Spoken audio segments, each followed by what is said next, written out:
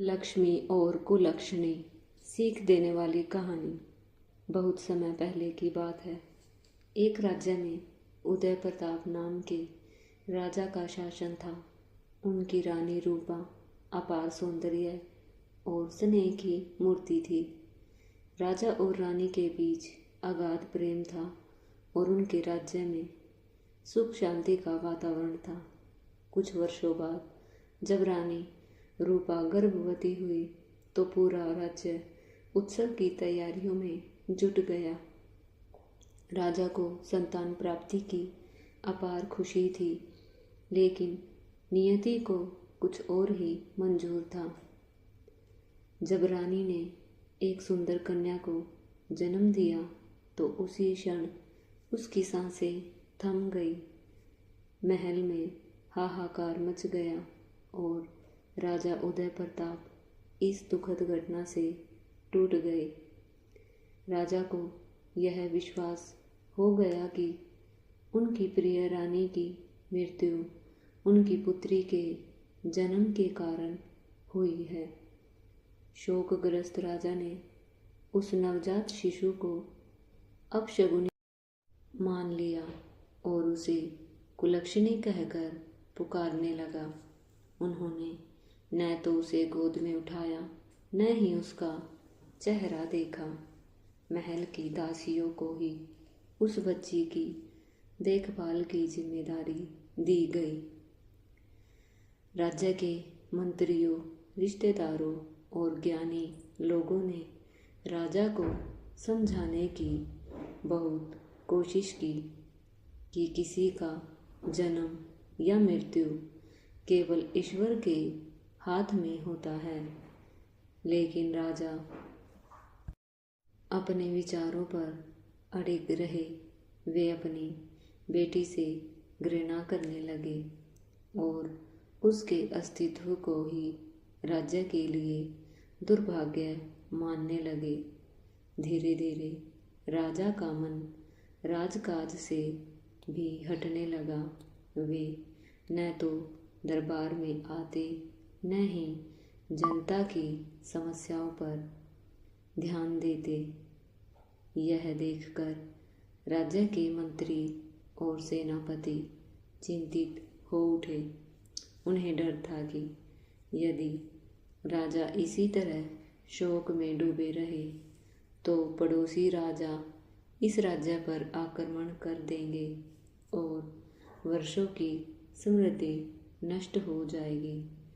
राजा को राज्य की भलाई के लिए दूसरा विवाह करने की सलाह दी गई ताकि वह अपने दुख से बाहर आ सके।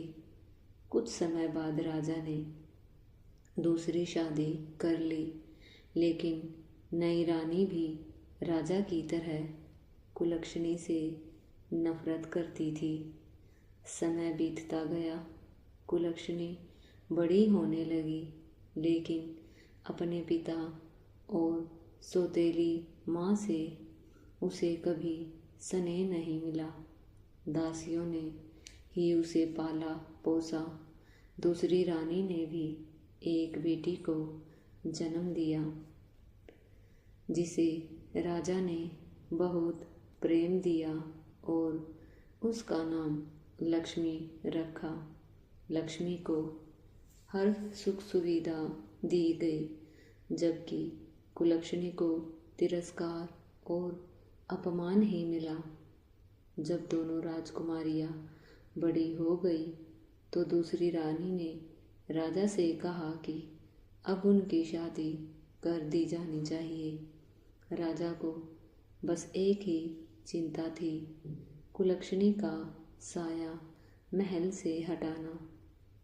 इसलिए उसने अपने मंत्रियों से कहा कि कुलक्षणी के लिए कोई भी अनदेखा अयोग्य वर खोज लिया जाए।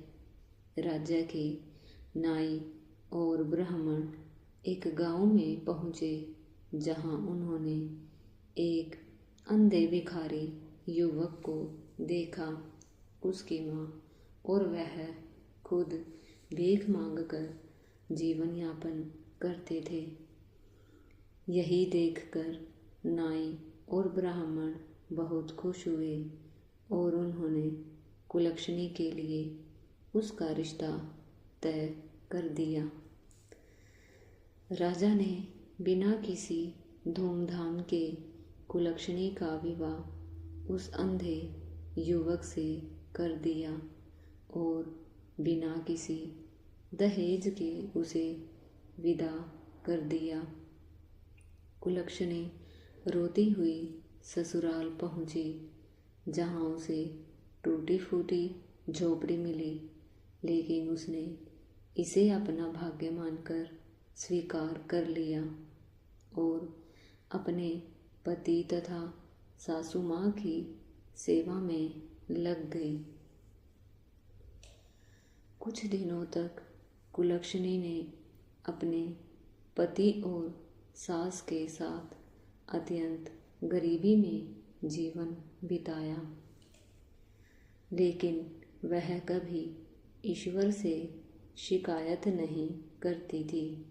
वह अपने भोलेनाथ की उपासना में लीन रहती और सेवा में ही सुख ढूंढती। एक दिन उसने अपनी सास से कहा कि भीख मांगने की बजाय कुछ काम करके कमाई करनी चाहिए। उसने सास से कुछ पैसे लिए और खरबूजे खरीदकर बेचने का निश्चय किया। वह गांव-गांव घूमकर उन्हें बेचने लगी और धीरे धीरे उनका जीवन थोड़ा सुधरने लगा। एक दिन कुलक्षणी जंगल के रास्ते पर एक मंदिर के पास खरबूजे बेच रही थी। तभी भगवान शिव और माता पार्वती एक वृद्ध दंपत्ति के वेश में वहां आए। माता पार्वती ने कहा, प्रभु, मुझे बहुत प्यास लगी है, मुझे एक खरबूजा चाहिए। भोलेनाथ ने कहा, देवी, यह लड़की गरीब है, इसे बेचने दो, हम किसी और से मांग लेंगे। लेकिन माता पार्वती ने जिद की तो वे दोनों कुलक्षणी के पास पहुँचे और उससे खाने के लिए खरबूजा मांगा। कुलक्षणी ने बिना किसी स्वार्थ के उन्हें पानी पिलाया और अपने पास बचे अंतिम 2 खरबूजे उन्हें दे दिए।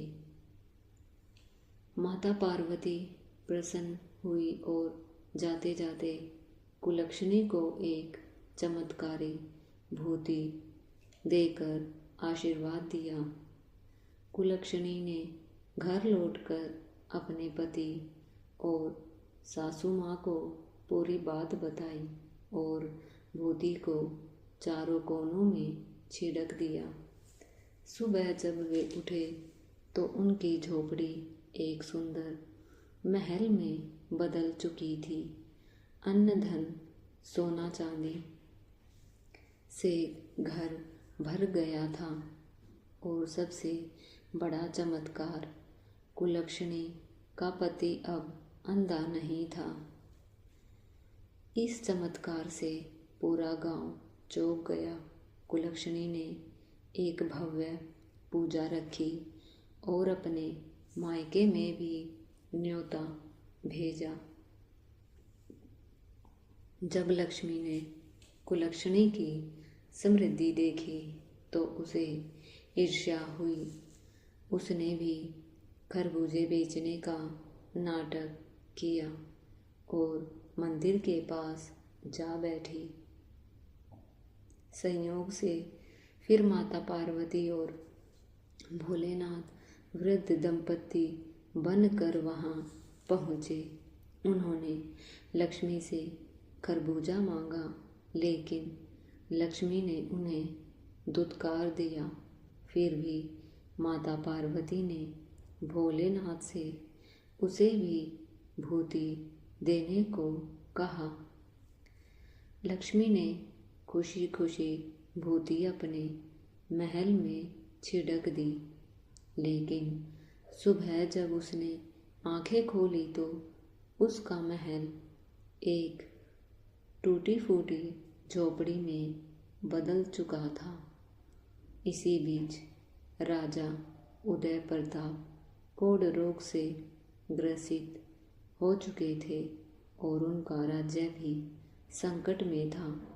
जब उन्हें कुलक्षणी की समृद्धि का पता चला तो वे बेटी से क्षमा मांगने पहुँचे। कुलक्षणी ने अपनी माँ की सीख के अनुसार पिता को क्षमा कर दिया और भगवान से उनके रोग ठीक करने की प्रार्थना की। आश्चर्यजनक रूप से राजा का कोढ़ समाप्त हो गया। अंत में राजा ने कुलक्षणी को अपनी सच्ची बेटी स्वीकार किया और कुलक्षणी के प्रेम और भक्ति की विजय हुई। सच्ची भक्ति और सेवा का फल अवश्य मिलता है। लालच और अहंकार का परिणाम विनाश ही होता है। ईश्वर कर्मों के अनुसार न्याय करते हैं। यह कहानी बताती है कि भले ही दुनिया किसी को अपशगुनी माने, सच्चाई और भक्ति से व्यक्ति अपने भाग्य को बदल सकता है। आज की कहानी यहीं पर समाप्त हुई। फिर मिलेंगे एक और कहानी के साथ। कहानी पसंद आए तो लाइक शेयर ज़रूर करें और चैनल को सब्सक्राइब करना बिल्कुल ना भूलें। धन्यवाद।